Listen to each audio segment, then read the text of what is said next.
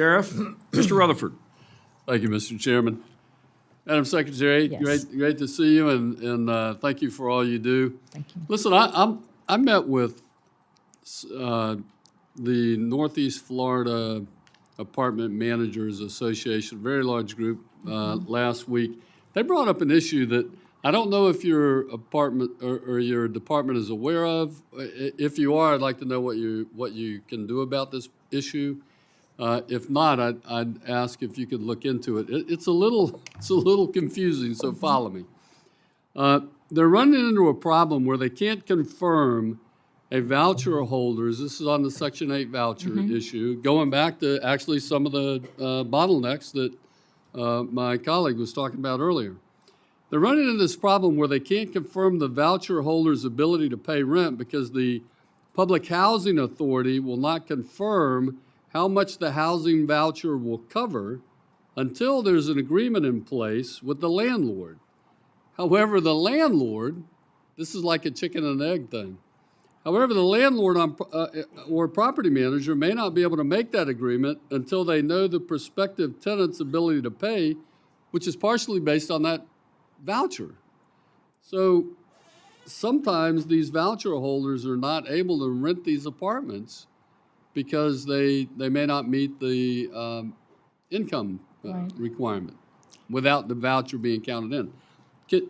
Have you run into this anywhere else? It looks like we have a sequencing issue a little bit, or maybe a process issue that most other agencies are able to overcome. So I'm intrigued by what you said, and would ask the team to follow up with your staff to see exactly what's going on, because this is a process that generally works every day in terms of what the tenant will pay, what the housing authority will pay to get to 100% of the rent. But if the voucher's not counted in their ability to pay, then they may not be able to rent that apartment. So I understand. I look forward to working with your staff on that. Okay. I really appreciate that that offer.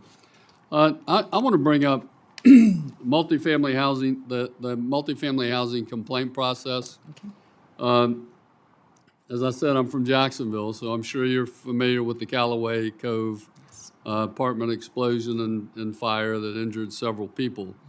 And the indications were from the HUD OIG that complaints were not being properly followed up on, not handled in a timely manner, and that actually led to potentially this explosion.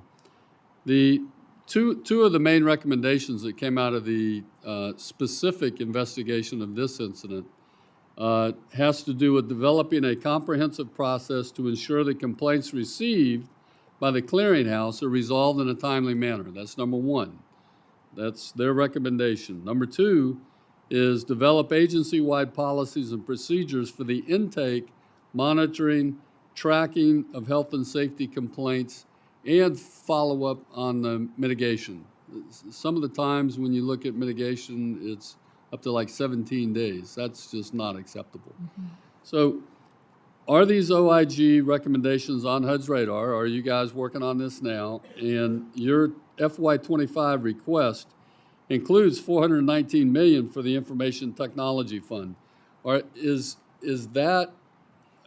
looking to use that to assist with developing this tracking system? No, thank you. And so first of all, let me say that it is horrible what happened at that site, and residents' complaints should always be listened to, and it's a manager's duty to make sure that people are living in a safe building. So let me say that at the top. As it relates to the complaints, right now, HUD does have a decentralized process because we do have partners who sit between us and those owners, who are the intake system for those complaints. And we do get those reports, but they're coming from all across the country. So yes, one of our IT investments is to find a way to take all of those complaints and centralize it in a way that HUD understands so those red flags can be raised. And that is an investment that I know our Office of Housing is looking to take on with our IT department. Separate and apart from that, last year HUD did start our new Inspire inspection program. It's the first time that the same inspection protocols for public housing, the types of sites that you're mentioning, and our voucher program, the same inspection protocol. That protocol is now focused on health and safety. The previous one was more focused on curb appeal. This one is looking inside the units, and we're hoping that when this is in it's in use right now, but when it gets really rocking and rolling, we will be able to find these problems and address them more quickly. Thank you very much, and I look forward to working with your staff on the Absolutely. voucher issue. Yeah, I'm Thank you. intrigued by that one. Mr. Chairman, I see my time is up. I yield back.